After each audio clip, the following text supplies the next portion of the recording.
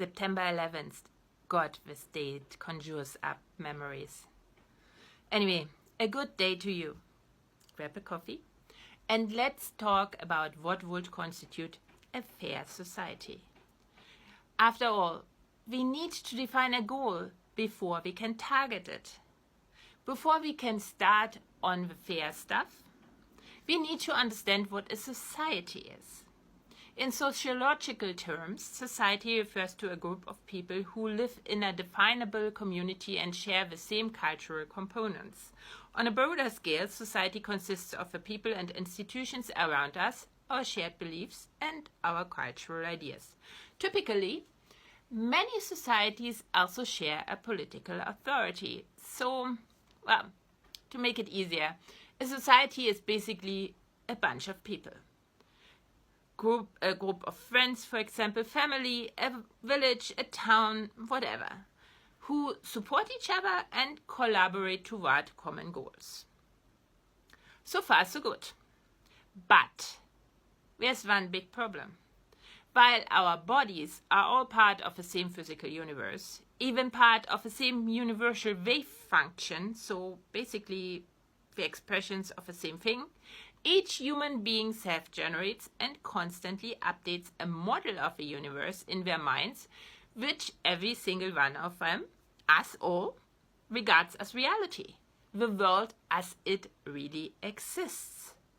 This model has as good as no resemblance with the actual physical universe because A, our brain doesn't have the capacity to process the data that would be necessary to create a complete model, and B, generating a complete model is not necessary to fulfill the task our mind has developed for, and that's always an important question to ask, why something developed the way it did.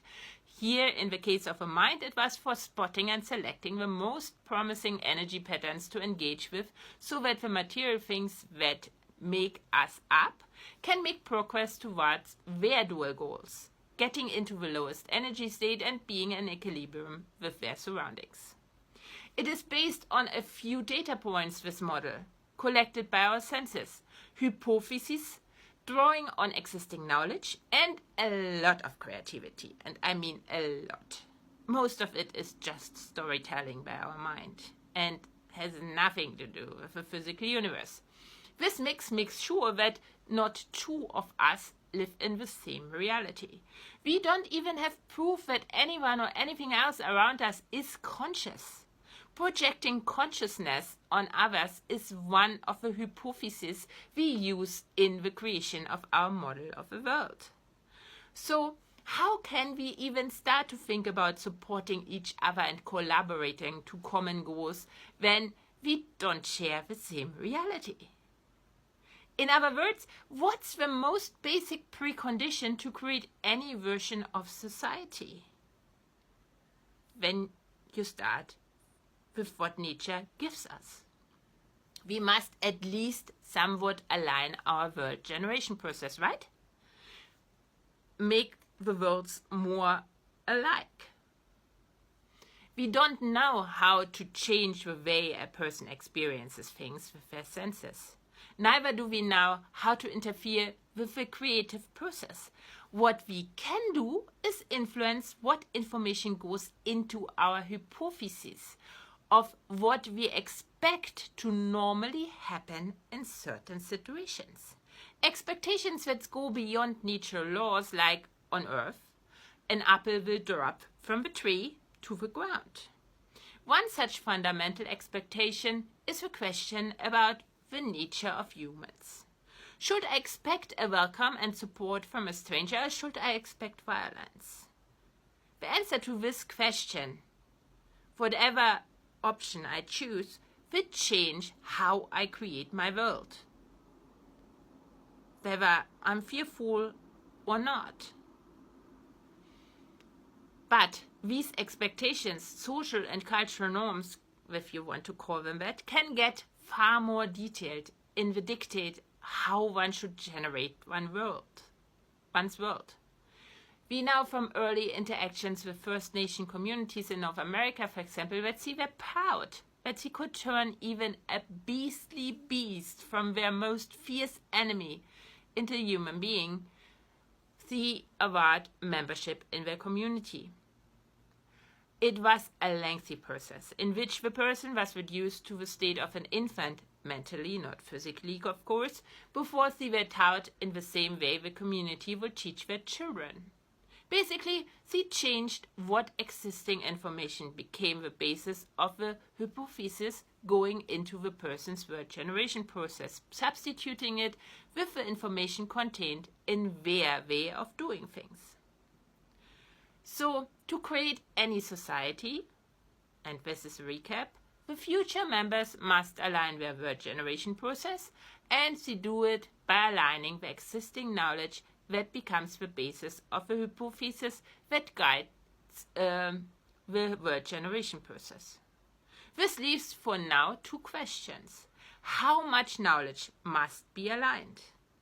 And what would the nature of the information be that all members of a group would agree to use?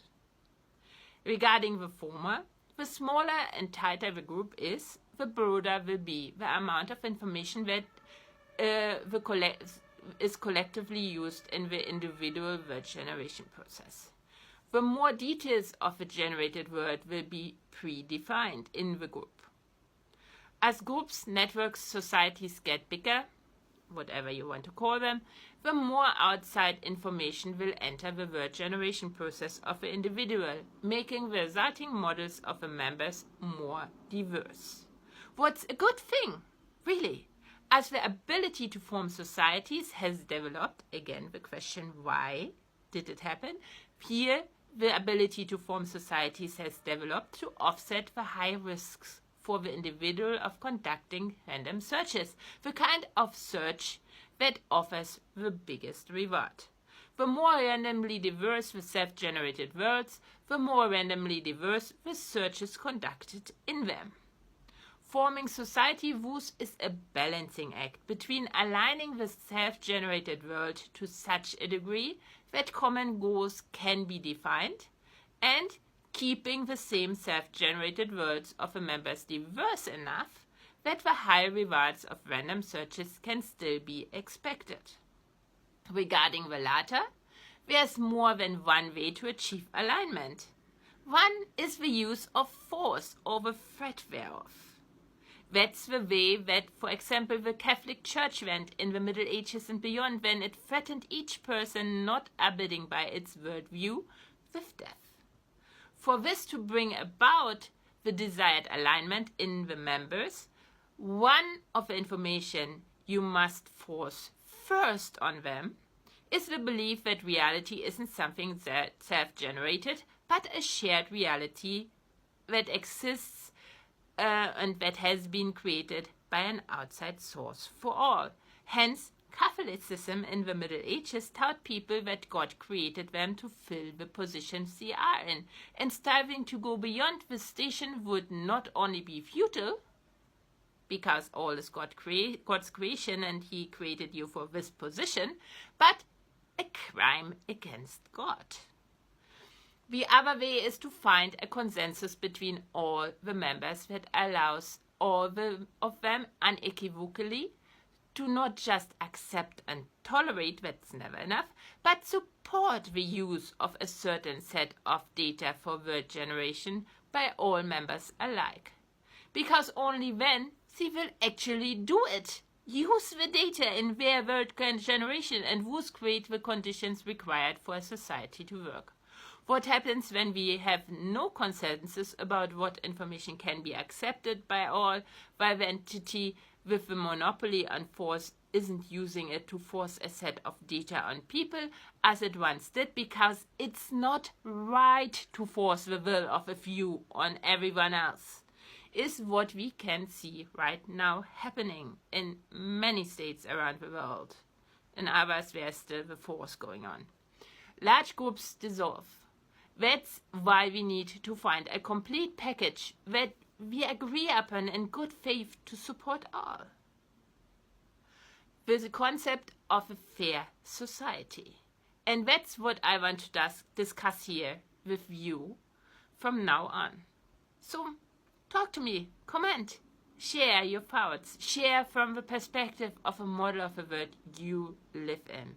Share with the willingness of creating something that is a society and acceptable for all. See you next time.